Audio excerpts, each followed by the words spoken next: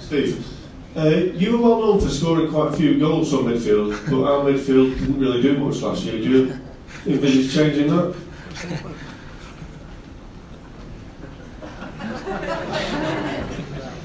Yeah, I'm not sure how to answer that. Firstly, I scored a lot of goals when I was younger and kind of decided it was better suited or better served the team by not gallivanting into the box and exposing your midfield partner as I got older and I learned more about the game.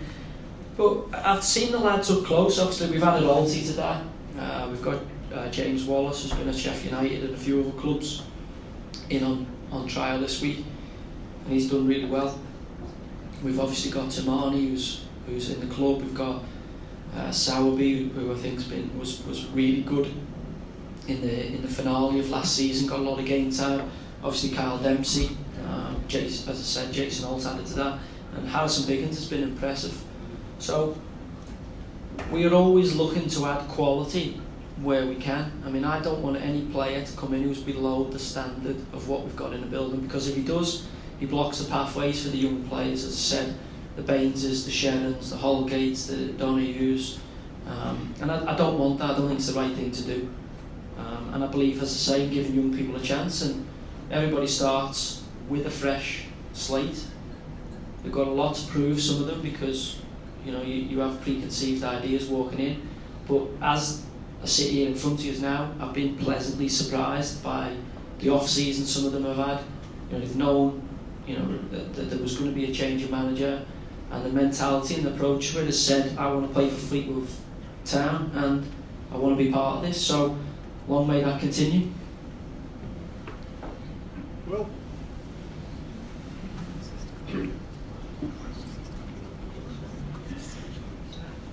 hi. Sorry, that's my grandson. I've watched Fleetwood the last 5-6 years, and the one thing that stood out over the last 6 years is that as a team we play some good football, but virtually every team we play bullies us. We've got some good players, but we lack physicality. And at this sort of level, you need to be competitive. Not dirty and kick people, but you need to be able to stand your weight. And I just wondered whether you felt the same way, and whether we need to strengthen with a bit of size and weight. As you know, I've never been one to take a backward step in my life, so I don't intend to do it as a manager. And I think after a period of time, the team represents me as a person. It'll represent my core principles, because you couldn't allow something to happen in your team that you don't like. So for us, I don't want to size up and go long ball and boot it, because that's not the way football should be played. You need to have players who can pass the ball.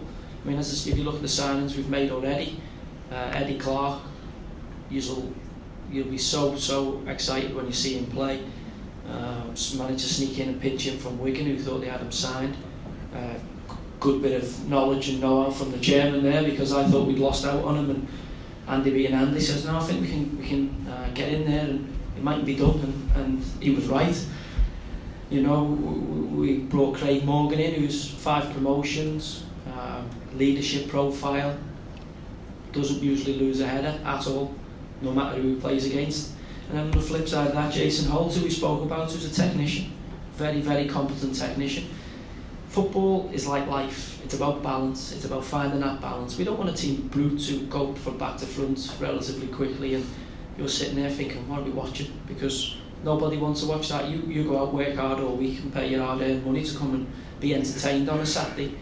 And football is an entertainment business. Yeah, we want to get results, and there might be times we have to be a little bit pragmatic in our approach. But on the whole, I said to Andy when we spoke about taking the job, I want us to go home and away and take teams on.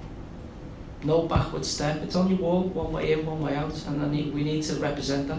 And I genuinely believe we'll get that here this season.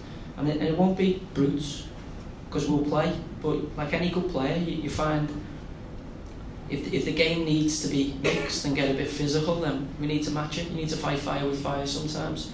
But also, when it's time to play, we've got to play football.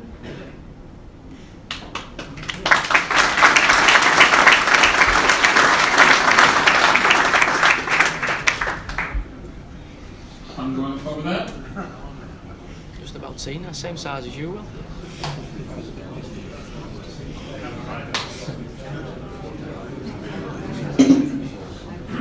My name's Harrison, it's to Joey. What sort of players are you going to bring in?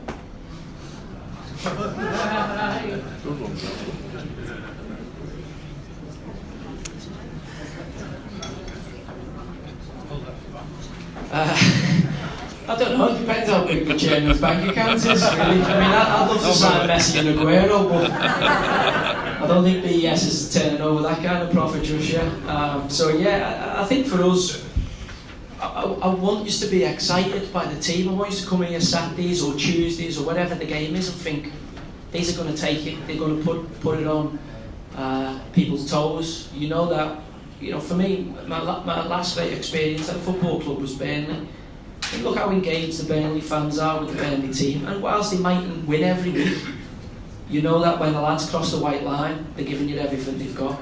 And I think that's all you can ask for. Look, we all want to win every game. We all want to win games of football. We intend to win regularly here. That's going to be our mindset, to win every game. And if we don't win that, we'll win the next one. But when they cross the white line, you'll know that every one of the lads is prepared superbly and ready to go into battle. Because that's all we can ask for from the boys. Be right. You pay your money, come in the stadium. We'll do our utmost to win as many games as we can, entertain you. But also that you know that if we do come up short on any occasion, there'll be nothing left out on the pitch. It won't be because somebody's cut a corner. It won't be because somebody's decided not to turn up, because they're just non-negotiables for us. And I think as a fan, that's all you can ask for. Just one here we've got for Andy. It's about season tickets. Andy, what was your thinking behind the season ticket plan, and how has it gone, and how many are you actually expecting to sell? Thank you, Will. What's my question, Right, I think I'm really glad I've got the mic actually, because it's a great opportunity for me to explain exactly the logic behind the route that we've actually taken. And I've got a vision for this club, and my vision is I want winning football in a full stadium, or in as close to a full stadium as is possible. I really, really do. So my experience in business is that I believe that we should change the model that we've previously had. The model that we previously had has been one whereby we have followed the traditional season ticket model, whereby there's perhaps a discount for an early purchase, and after that you'll bulk buy, really. You will purchase for the entire season, you'll get a discounted price. Now, I want people, and the slogan we've actually put on what is in effect a season ticket now is onwards together. And clearly the message that's in that name is that we want people to be part of this football club, not just for this season, but we want to march on together for the next season after that and the decade after that, and we want the fan base to be part of this forever and a day.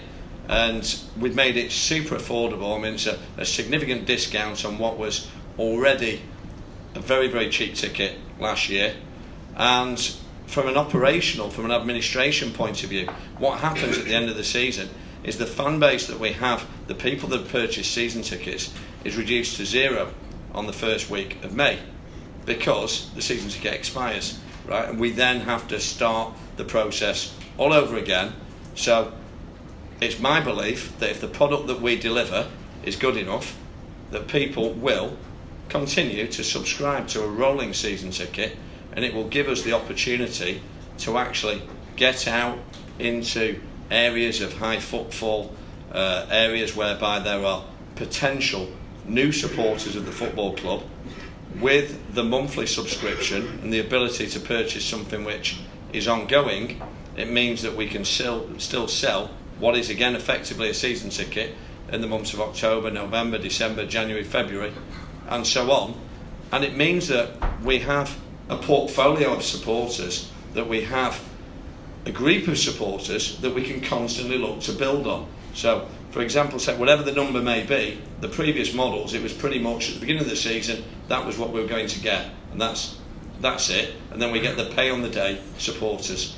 So the prices, I'm sure nobody in the room can disagree, are especially cheap. They really, really are. I mean, we're looking at, I believe the memorial stand is about £17 a month, which is £4 per week.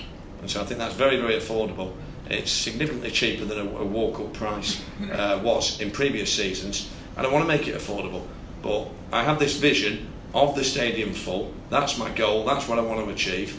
And in order to do that, we need to create a product which is A, affordable, B, it's easy to subscribe. It's not just something that people can commit to in the month of May and the month of June. We want it to have a product whereby that people can commit to for the entirety, 52 weeks of the year, 12 months of the year. And that's the logic really behind the product. I think if I could go back in time, we probably could, and we probably should have explained what we're committed to achieving better. The, dare I say it, the monthly direct debit, let's call it, product. I think a lot of rumours on social media were considered to be fact, and there was all sorts of rubbish really posted about it, and people immediately assumed that it was correct. There was never going to be any footprint, and there isn't a footprint on any credit check. The club had already underwritten so the commitment, so everybody was able to be passed unless they were actually legally not able to have a direct debit. And we did have it pretty boxed off, but the failing that we made, really, in reality, we probably didn't explain it well enough to the supporters. So the commitment is to make it affordable. The commitment is that you will see people this season in Gimsbo after the game, before the game, who knows, in Asda on Tram Sunday, whatever it takes at Poolfoot, encouraging people to commit and to sign up, because the more members of our club and the more supporters we have week in, week out will help Joey, will help the players. I'm sure everybody agrees the whole day out is better in a full stadium. Of course, even though we drop the prices, we'll get the benefit of the secondary spend, and it just creates a feel-good factor. So I would rather get the same amount of money in through the gates, but have twice as many fans. And that's my vision for the future, and I really would like you all to be walking adverts to promote it. Thank you.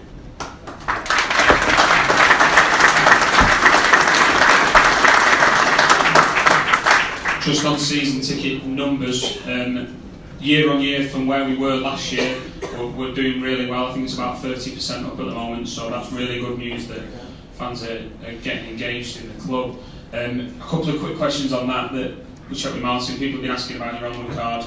You'll get that within the next couple of weeks. That'll be posted out. Everybody in this room has already committed to a season ticket for next year, so that's great. And I think the other point was we're hoping to get well over what we had last season. I think you'll agree that'll be good for everybody, as Andy just said. Any other questions?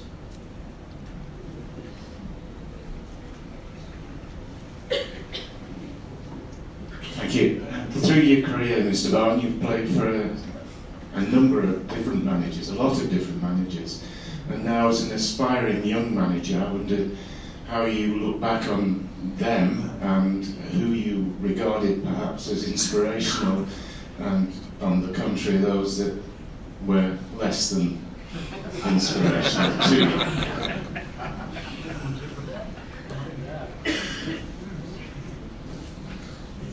As Will was saying there, the 30% rise in season tickets, that's just my family alone. That's a little carried away with the figures.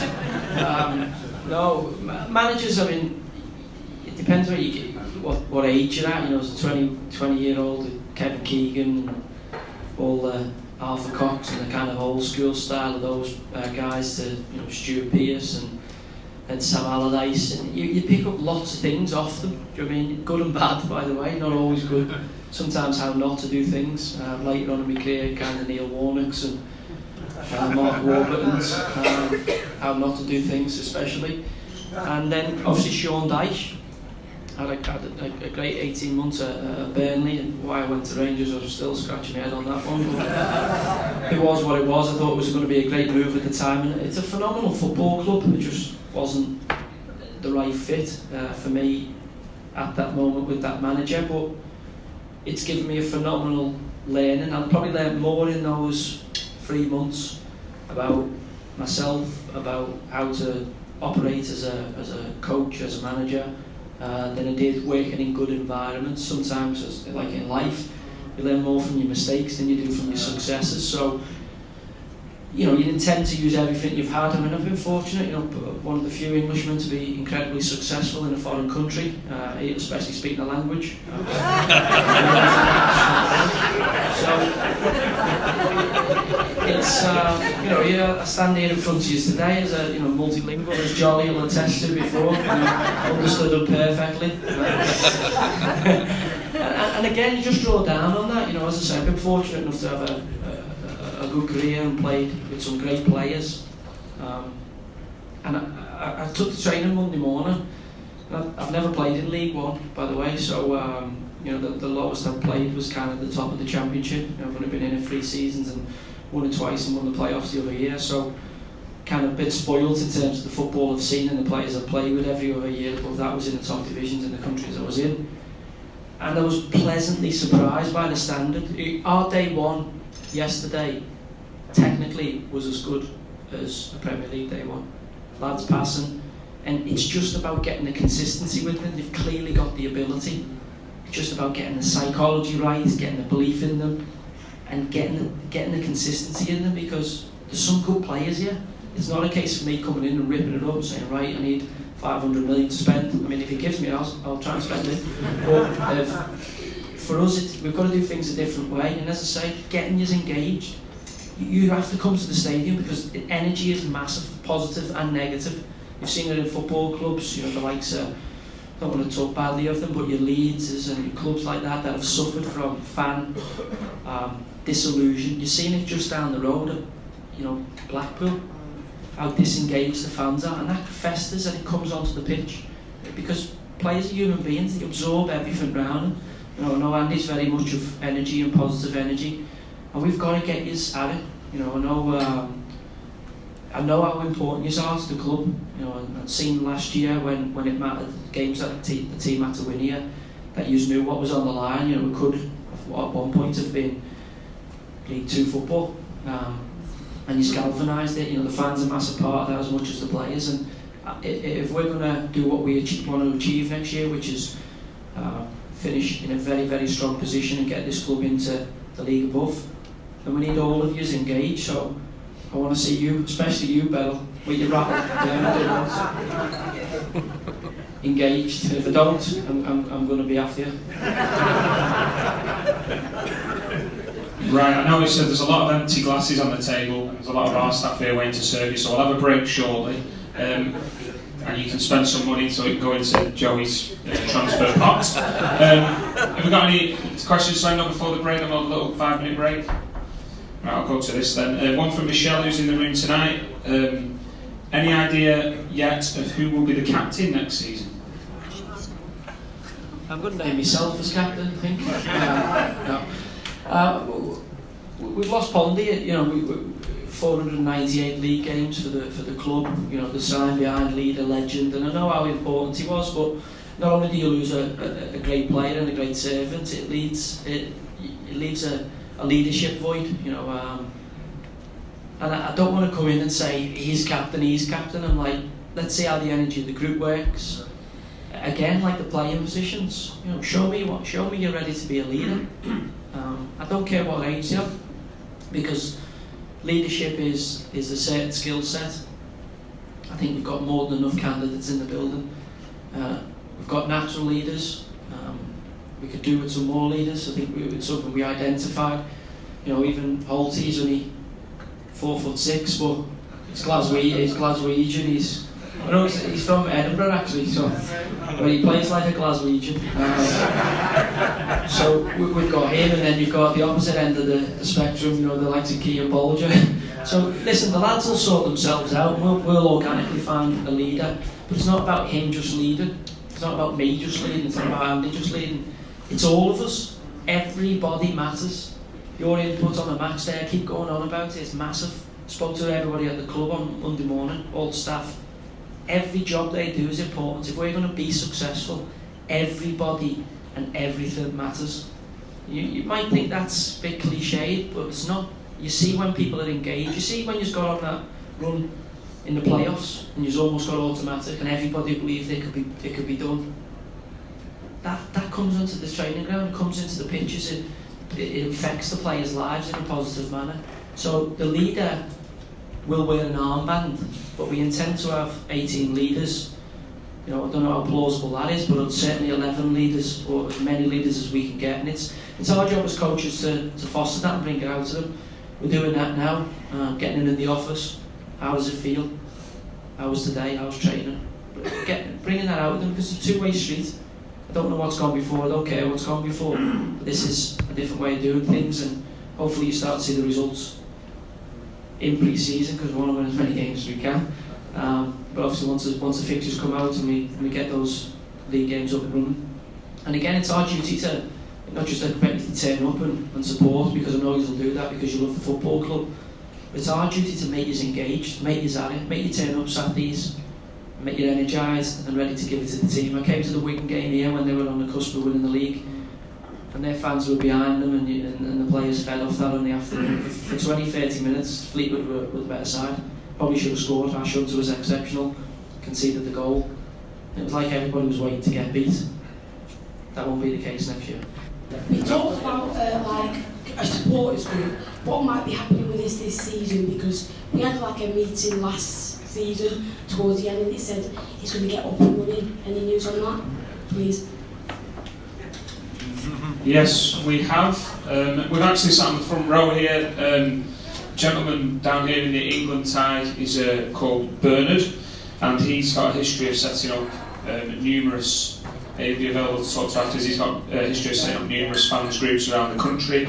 He's recently relocated to the Foul Coast, and by complete chance, as we were having these meetings, Bernard actually contacted us and said, "Is it Torquay the last one?"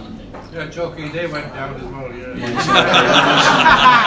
Well, he's got relegation records. No, on a serious note, thanks Bernard.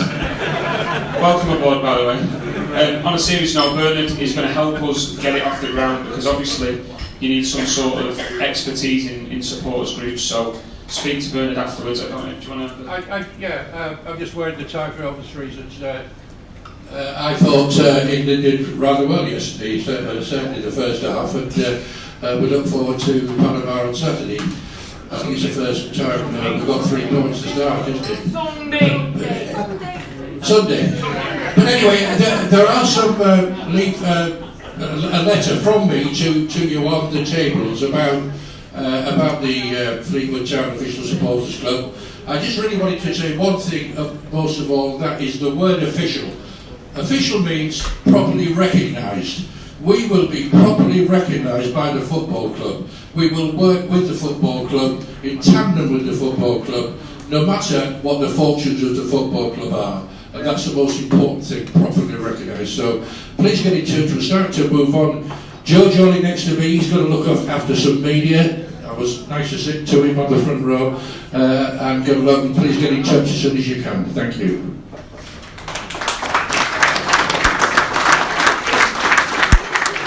It was as if we paid Ben to ask that question, by the way, so that was a good timing. Any other questions? Daryl's back. Oh yeah, you've been on as a couple. Don't worry about that. We won't be changing that, I'm doing it like that. Anybody else before we go to these? Right, let's get going with these. Paul Fulbrook, a question to Joey. Do you think they lack height up front? Tell you what, there's a lot of good managers in here, isn't there? So yeah, again, it's about balance. The reality of it is, if we put a big lad up there, it gives the defenders the option just to chuck it at him and have one us to play. I think it's important that we play, but obviously we need to have a plan B if that isn't going as best pleased. I don't think at this moment in time we have a number 9, a recognised number 9 in the building. I think Wes Burns, Paddy Madden are better, probably playing with a strike partner. How we factor that into a 4-3-3, that's for me to sort out between now and 4th of August. And it's just getting those players who are compatible with each other. I mean, there's no point in me buying, or Andy buying, a giant forward if he doesn't fit with the rest of the group, because it'll be poor football. That'll be the output. So the key is getting the balance, and obviously getting Bernard away from the club, because he seems like he's a bit of a jinx.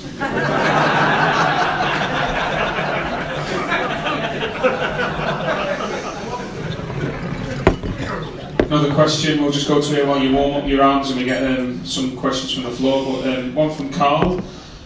Which game, to Joey again, which game are you most looking forward to next season and why?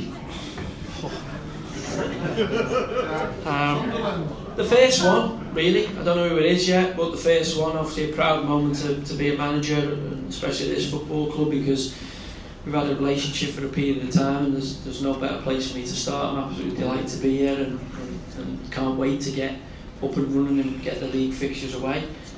And then beyond that, obviously, personally, I'm a huge favourite of the Sunderland fans, so we've had a great time together. Every time I go back there, they give me a lovely, lovely welcome. Incredible hospitality and kindness at all times. And then for me, Blackpool, smash, beat Blackpool would be great, wouldn't it? I mean, we're very fortunate down the road at Burnley to have a really good record over Blackburn, which is a huge rival of theirs. And when I was at Man City, we had a great record against Man United, who were better players than us at the time. But we used to beat them quite often, although they would win the league. The great rivalries are what make football. Newcastle obviously battered Sunderland loads of times when I was up there. Didn't fare so well for me in Glasgow. Only played one, but it was on the end of a poor result. It was my last game.